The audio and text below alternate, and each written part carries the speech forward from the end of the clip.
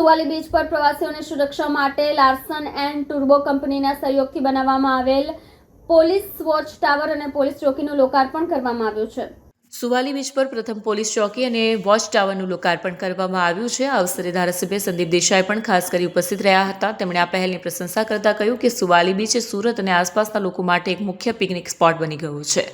અહીં આવતા હજારો પર્યટકોની સુરક્ષા સુનિશ્ચિત કરવી અતિ મહત્વની છે। આ પોલીસ ચોકી અને વોચ ટાવરથી બીચ પર નજર રાખવામાં સહાય મળશે અને બદમાશો પર અંકુશ રહેશે।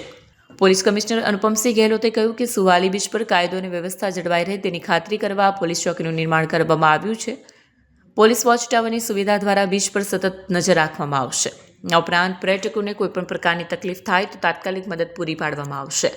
આ નવી સુવિધા દ્વારા બીચ પર પોલીસની ખાસ હાજરી સુનિશ્ચિત રહેશે, જેથી ગુનાઓ ઘટશે અને લોકોને સુરક્ષિત વાતાવરણમાં બીચનો આનંદ લેવાની સગવડ મળશે। પોલીસની આ પહેલને સ્થાનિક લોકો અને પર્યટકો તરફથી સકારાત્મક પ્રતિસાદ મળી રહ્યો છે। હર્ષદ મહાયવંશીનો રિપોર્ટ, આઝાદ ન્યૂઝ। જીરા પોલીસ સ્ટેશન જે દરિયાકાંઠાનું પોલીસ સ્ટેશન છે સુરત શહેરના, અને એમાં ખાસ કરીને સુવાલી બીચ છે, જ્યાં લગભગ સેટરડે સન્ડે હજારોની સંખ્યામાં લોકો આવે છે અને રવિવારના દિવસે 15,000થી વધુ લોકો અહીંયા આપણા મનોરંજન અર્થે અને વેકેશન વિતાવવા માટે બાળકો અને વડીલો સાથે આવે છે।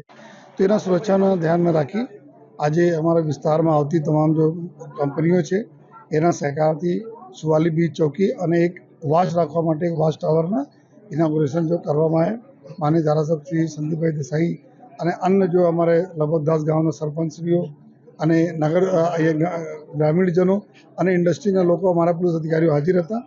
અને આ એક વિસ્તાર એવા છે કે અહીંયા સુવાલી બીચ ફેસ્ટિવલના લીધે જો છેલ્લા 2 વર્ષ થાય છે, જેમાં લગભગ 3 લાખ લોકો આવે છે, તો આ વખતે બી લગભગ 5 લાખ લોકો અહીંયા આવશે। 3 દિવસના ફેસ્ટિવલ જો 15 ડિસેમ્બર પછી થવાના છે, તો એને બી ધ્યાન રાખીને આ વિસ્તારમાં જો પોલીસના અમારા સ્ટ્રેન્થનિંગ કરવા માટે અને સાથોસાથ આ વિસ્તારમાં અમે વાયરલેસ બેઝડ જો સોલર બેઝડ કેમેરાઓ, સીસીટીવી કેમેરા લગાવવા જઈ રહ્યા છીએ જોઈએ, જેથી આ સમગ્ર વિસ્તારમાં લોકોને કોઈ તકલીફ નહીં પડે અને સાથોસાથ જ્યારે પણ જરૂર પડે તો લોકોને મદદ આપી શકાય। આ આશયથી આજના બંનેના ઉદ્ઘાટન કરવામાં આવેલા છે અને અમે ઉમ્મીદ રાખીએ છીએ કે પ્રજાના સહયોગથી જો અમારા દરિયાકાંઠાના સુરક્ષાના પ્રશ્નો હોય છે, પ્રજા અમે જે રીતે સહયોગ કરે છે, તો અમારી જો ફરજ છે અમે એટલે જ મહેનત કરીને અમે પ્રજાને સુરક્ષિત રાખીએ।